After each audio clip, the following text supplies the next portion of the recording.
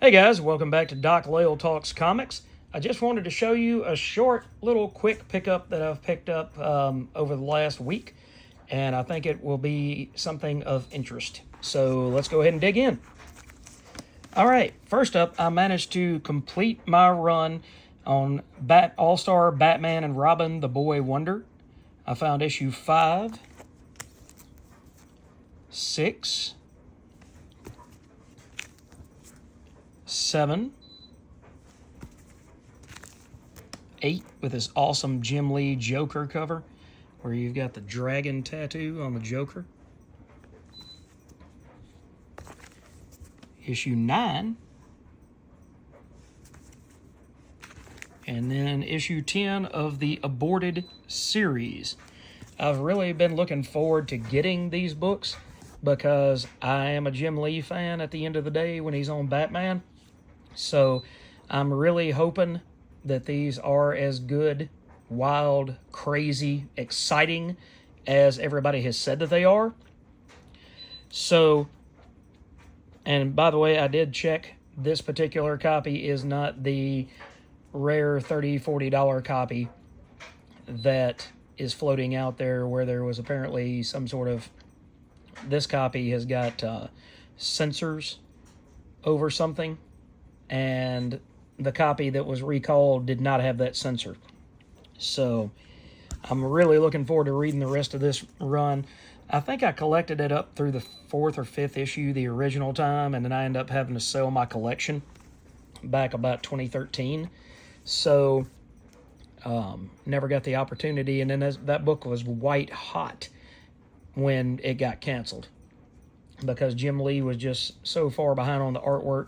And then I really think that, he'll never admit it, but I really think that maybe Frank's writing had turned him off. It had put him into a place where he wasn't interested in doing the best work that he possibly could. And so he decided to bounce. And you can't really blame him for that.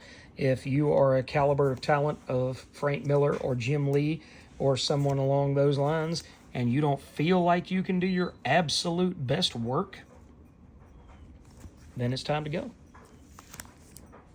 But like I said, I'm just happy to have found this selection there at Nene's Comics at Abandoned Antiques. I know I haven't talked about that guy in a while, but my buddy Frank is still running that shop out there, and he's still got an awesome collection of books. He had the whole series, but like I said, I already had the first 4 issues. So I didn't want to deprive anybody of picking up those first 4 issues, and then he had duplicate copies of each one of this 5, 6, 7, 8, 9, and 10. All right, guys, and the other book that I picked up was, let's see what we have here. Oh, we got a few more here. All right, so we have the first issue and the 7th issue of the Vertigo Swamp Thing series that was originally written by Andy Diggle with art by Enrique Breccia. And then this issue 7 was written by Will Pfeiffer and art by Richard Corbin. Corbin and Pfeiffer took on issue 7 and 8 of this series. This book, I remember when it first came out, and it was absolutely amazing to me. I really got pissed off when Andy Diggle left after only 6 issues. I don't know if he just had one shot in the tank and that was it, and that's all that he had, or if he, just came on and said, well, I'm going to do a really fire 6-issue story arc and then let somebody else pick up the baton. But either way, however it went, Will Pfeiffer did an extremely good job on 7 and 8, and then it was picked up by Joshua Dysart, who I think Josh ran the book all the way through issue 27 before it was canceled. And Enrique Breccia stayed on as artist for the majority of this title. So if you haven't had a chance to read that, I think it started in 2006. Do yourself a favor and go out here and find these issues. I think the first 6 might have been collected in a trade, but I'm not sure if the rest of the series was. All right, and the last thing we have here is I have a couple of issues of Crisis on Infinite Earths. We have the big issue 12 double-sized finale, and that's a facsimile book.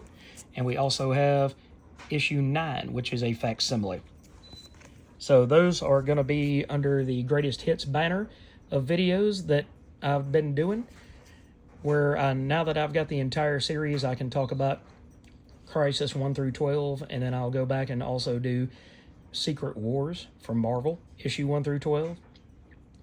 And then I saved the best for last, guys, the coolest for last anyway. Here's a facsimile edition of G.I. Joe number 21, which ended up being the silent issue.